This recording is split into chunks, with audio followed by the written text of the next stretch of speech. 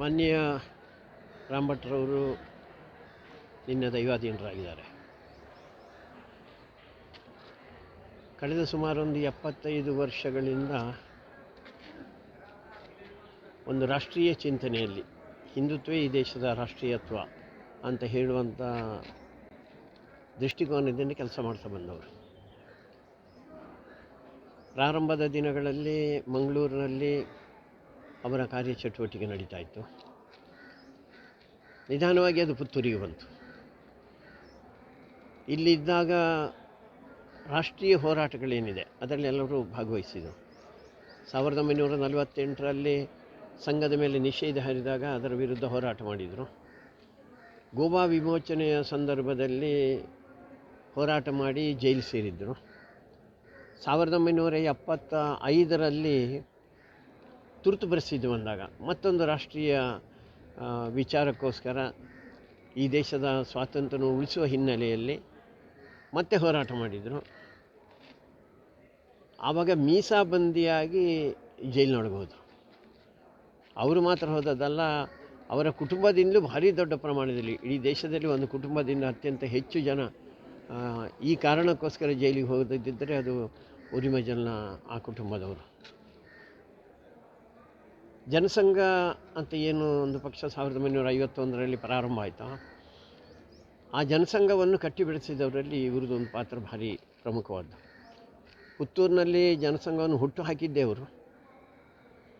ಅದಾದ ಮೇಲೆ ಒಂದು ಮೌಲ್ಯಾಧಾರಿತವಾದಂಥ ಚುನಾವಣೆ ಹೇಗೆ ನಡೆಸುವುದು ಅಂತ ಹೇಳೋದಕ್ಕೆ ಪುತ್ತೂರಿನ ಪುರಸಭೆ ಒಂದು ಸಾಕ್ಷಿ ಆಯಿತು. ಆವಾಗ ಒಂದು ಪೈಸೆಯನ್ನು ಖರ್ಚು ಮಾಡದೆ ಅನೇಕ ಜನ ಹಿರಿಯರು ಒಂದು ಸ್ವಲ್ಪ ಅದಕ್ಕೆ ವಿರೋಧ ಇತ್ತು, ಆ ರೀತಿ ಹುಚ್ಚು ಸಾಹಸ ಮಾಡೋದು ಬೇಡ ಅಂತ. ಆದರೆ ಮನೆ ಮನೆಗೆ ಹೋಗಿ ಸಂಪರ್ಕ ಮಾಡಿ ಬರೀ ಬ್ಯಾಲೆಟ್ ಪೇಪರಿಗೆ ಮಾತ್ರ ಹಣ ಖರ್ಚು ಮಾಡಿರೋದು. ಆದರೂ ಅದು ದೊಡ್ಡ ಬಹುಮತದಿಂದ ಪುರಸಭೆಯನ್ನು ಜನಸಂಘ ಹಿಡೀಲಿಕ್ಕೆ ಆಯಿತು. ಅವರೇ ಅಧ್ಯಕ್ಷರಾದರು. 2 ಬಾರಿ ಅವರು ಶಾಸಕರಾಗಿದ್ದರು. ಸುಮಾರು ಒಂದು 5-6 ಬಾರಿ ಅವರು ಚುನಾವಣೆಗೆ ನಿಲ್ಲಬೇಕಾಯಿತು. ಆವಾಗ ಚುನಾವಣೆ ನಿಲ್ಲುವುದೇ ಜನಸಂಘ ಭಾಜಪದಿಂದ ಚುನಾವಣೆ ನಿಲ್ಲೋದಕ್ಕೆ ಯಾರೂ ಸಿದ್ಧರಾಗ್ತಿರಲಿಲ್ಲ. ಆ ಸಂದರ್ಭದಲ್ಲಿ ಅವರು ಸಿದ್ಧರಾದರು. 2 ಬಾರಿ ಅವರು ಶಾಸಕರಾದರು. ಶಾಸಕರಾದ ಸಂದರ್ಭದಲ್ಲಿ ಕೂಡ ಒಬ್ಬ ಭ್ರಷ್ಟಾಚಾರ ರಹಿತ, ಅಂದರೆ ಕೈ ಮತ್ತು ಬಾಯಿಯನ್ನು ಕೊಳಕು ಮಾಡಿಕೊಳ್ಳದೆ, ಕೆಸರು ಮಾಡಿಕೊಳ್ಳದೆ, ಸಾವಿರಾರು ಜನ ಸಾಮಾನ್ಯ ಜನ ಯಾರಿದ್ದಾರೋ ಅವರ ಕೈ ಮತ್ತು ಬಾಯಿಯನ್ನು ಮೊಸರು ಮಾಡಿದರು ಅಂತ ಹೇಳ್ತಾರೆ. ಆ ರೀತಿಯ ವ್ಯಕ್ತಿತ್ವ ಅವ್ರದ್ದು. ಸಾಮಾಜಿಕ ದೃಷ್ಟಿಕೋನದಲ್ಲೂ ಅನೇಕ ಕಾರ್ಯಗಳನ್ನು ಅವ್ರು ಮಾಡ್ತಾ ಬಂದಿದ್ದಾರೆ. ಧಾರ್ಮಿಕ ಕಾರ್ಯದಲ್ಲಿಯೂ ಮಹಾಲಿಂಗೇಶ್ವರ ದೇವಸ್ಥಾನದ ಅಧ್ಯಕ್ಷರಾಗಿದ್ದರು. ಇನ್ನು ಅನೇಕ ದೇವಸ್ಥಾನಗಳಿಗೂ ಕೂಡ ಅವರದ್ದು ದೊಡ್ಡ ಕೊಡುಗೆ ಇತ್ತು. ಸಹಕಾರಿ ಕ್ಷೇತ್ರದಲ್ಲಿ ವಿಶೇಷವಾಗಿ ಕ್ಯಾಂಪ್ಕೋ ಸಂಸ್ಥೆ ಯಾವುದಿದೆ ಅದನ್ನು ವಾರಣಾಸಿ ಸುಬ್ರಾಯ ಭಟ್ರು ಹುಟ್ಟಾಕಿದರು. ಇವತ್ತೇನಾದ್ರು ದಕ್ಷಿಣ ಕನ್ನಡ ಜಿಲ್ಲೆ ಅಥವಾ ಉಳಿದಂಥ ಮಲೆನಾಡು ಪ್ರದೇಶಗಳು ಇವತ್ತು ಬದುಕಿದ್ದಿದ್ದರೆ ಅದಕ್ಕೆ ಕ್ಯಾಂಪ್ಕೋ ಒಂದು ಆಧಾರ. ಅಡಿಕೆ ಬೆಳೆಗೆ ಒಳ್ಳೆಯ ಒಂದು ಬೆಲೆ ಸಿಕ್ಕುವ ಹಾಗೆ ಮಾಡಿದ್ದು. ಆ ಸಂದರ್ಭದಲ್ಲಿ ಅವರಿಗೆ ಅನಾರೋಗ್ಯ ಆದಾಗ ಮುಂದೆ ಯಾರು ಅಂತ ಯೋಚನೆ ಮಾಡಿದಾಗ ರಾಜಕೀಯವಾಗಿ ಇವರು ವಿರೋಧಿನೇ ರಾಮ್ ಭಟ್ರು.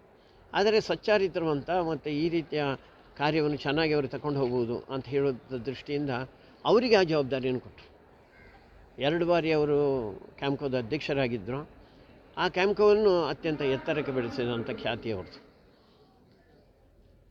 ಹೀಗೆ ಧಾರ್ಮಿಕ ಕ್ಷೇತ್ರ, ಸಹಕಾರಿ ಕ್ಷೇತ್ರ, ರಾಜಕೀಯ ಕ್ಷೇತ್ರ, ಅದರ ಜೊತೆಯಲ್ಲಿ ಶೈಕ್ಷಣಿಕ ಕ್ಷೇತ್ರವನ್ನು ಕೈಗೆ ತಗೊಂಡ್ರು. ಅದಕ್ಕೆ ಒಂದು ಕಾರಣ ಪ್ರಬಲವಾಗಿದ್ದದ್ದು ಏನು ಅಂತ ಕೇಳಿದರೆ, ಇಲ್ಲಿ ಸೈಂಟ್ ಫಿಲೋಮಿನಾ ಕಾಲೇಜ್ ಇತ್ತು.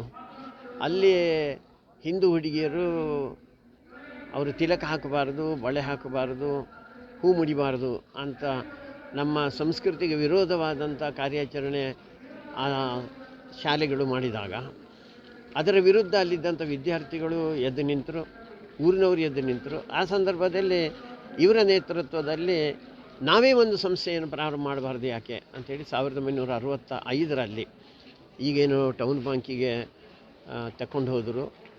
ಆ ಟೌನ್ ಬ್ಯಾಂಕಿನಲ್ಲಿ ಒಂದು 100 ವಿದ್ಯಾರ್ಥಿಗಳಿಂದ ಕಾಲೇಜ್ ಪ್ರಾರಂಭ ಆಯಿತು. ಅದಾದ ನಂತರ ಕಳೆದ ಇಷ್ಟು ವರ್ಷಗಳಲ್ಲಿ ಅಭೂತಪೂರ್ವವಾಗಿ ಈ ಶಿಕ್ಷಣ ಸಂಸ್ಥೆ ಬೆಳೆದಿದೆ. ಇದಕ್ಕೆ ಭಾರಿ ದೊಡ್ಡ ಕಾರಣ ಅವರೇ.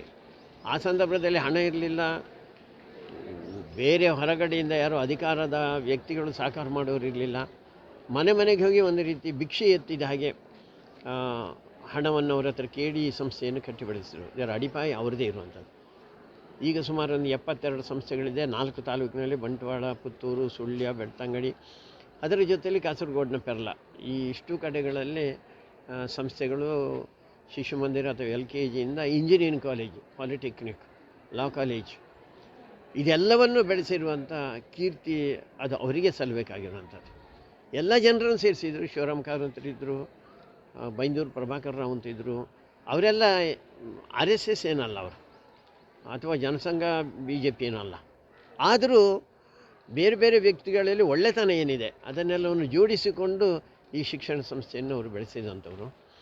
ಹೀಗೆ ಬಹುಮುಖ ಪ್ರತಿಭೆಯ ಮತ್ತು ಒಂದು ವಿಚಾರಕ್ಕೋಸ್ಕರ, ಹಿಂದುತ್ವದ ವಿಚಾರಕ್ಕೋಸ್ಕರ ಕೊನೆಯ ತನಕ ಹೋರಾಟ ಮಾಡಿದಂಥವರು. ನಮ್ಮಂತೆ ಇಲ್ಲದಂಥದ್ದು ನಮಗೆ ದುಃಖನೇ. ವಯೋಸಹಜವಾದಂಥ ಒಂದು ಅನಾರೋಗ್ಯ ಅವರನ್ನು ಪೀಡಿಸಿತು. ಹಾಗೆ ನಿನ್ನೆ ಸಂಜೆ ಹೊತ್ತಿನಲ್ಲಿ 6:30ರಲ್ಲಿ ಅವರು ದೈವಾಧೀನರಾಗಿದ್ದಾರೆ.